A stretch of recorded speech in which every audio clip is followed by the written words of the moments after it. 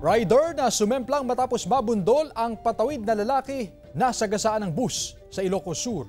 Sundan sa ulat ni Gab De Luna.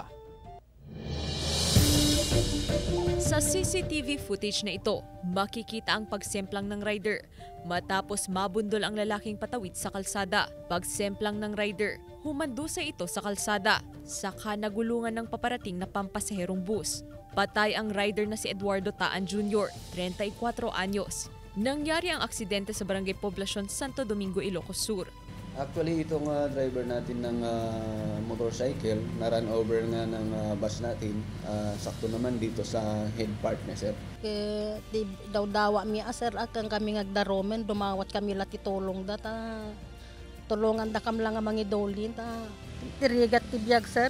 Kasalukuyang inoobserbahan sa ospital ang lalaking nabundol ng rider na nakilalang si Mauricio Tacod, 69 anyos. Alam naman natin na kung mga ganyan na populated areas or alam natin ang matao, tignan natin kasi dapat sana is magdahan-dahan tayo sa patakbo natin and be aware sa surrounding natin, baka may mga biglang tatawid lalo na sa mga crossing natin. Nasa kustodiya na ng pulisya ang driver ng bus na tumanggi ng magbigay ng pahayag.